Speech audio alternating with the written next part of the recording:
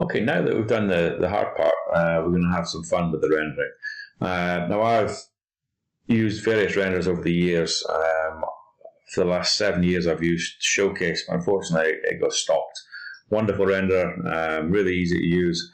I then got forced to use Inventor, and the results were so poor. This is one of the reasons that we are switching over to Fusion.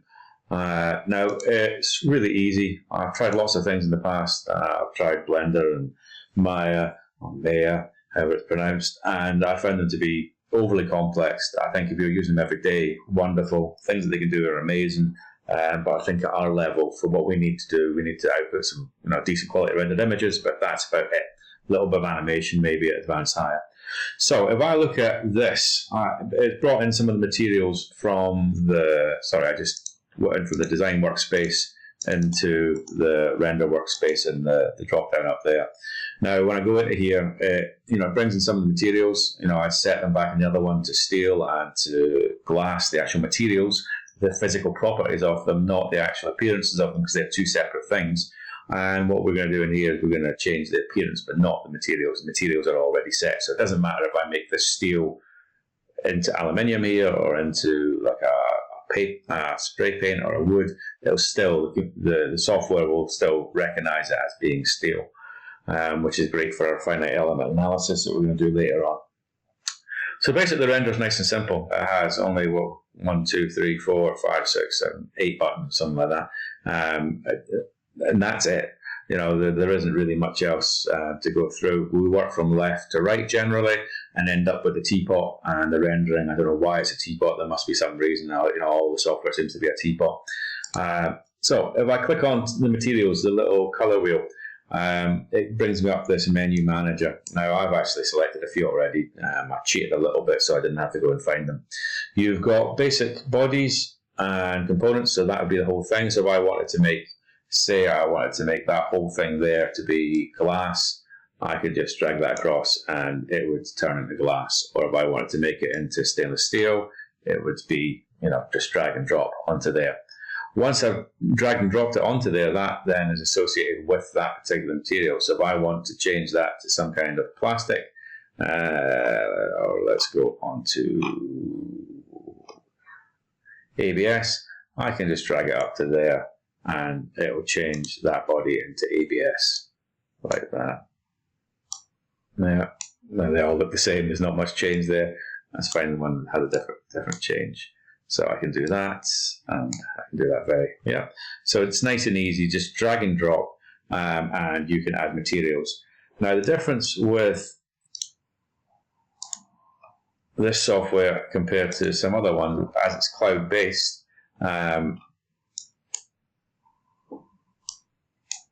not all the materials are actually saved as part of the program.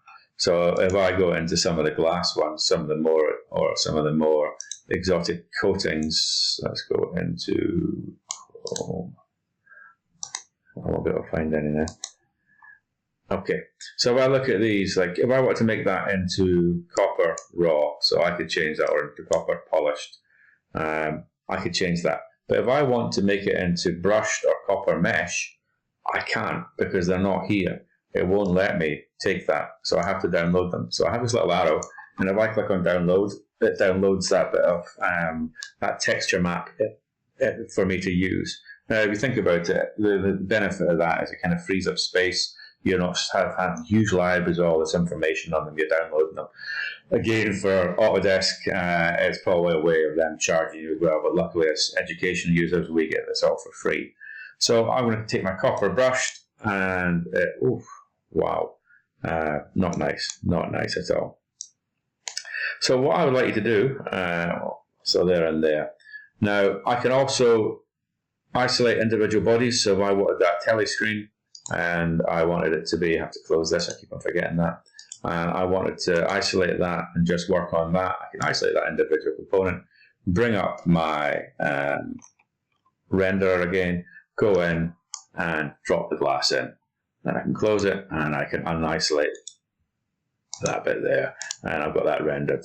So again, if I wanted to render the inside of this, I only wanted that left-hand side, I could go up to my left side and I could isolate it, and it doesn't work. That was the problem I had with my previous videos. That's why I was concerned about that. That's okay. Let's isolate that side, which seems to work, and I can then go in and render the inside. So again, if I wanted to render the inside of it, I could choose. Now, if you think about it, if it was cast, it would all be one material. It would be quite unlikely to be another material, plastic inside. It could be painted or have some kind of secondary finishing onto it. But let's have a little look. Now, if I want to just do the face inside, maybe I want to have the face inside just be in a colour like that. I could take that and I could dump that all in.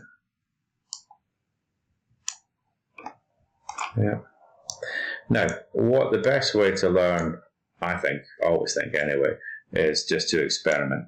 So what I'm going to do is I'm going to leave you at that point, and I am going to go and I'm going to render this up, just adding some materials.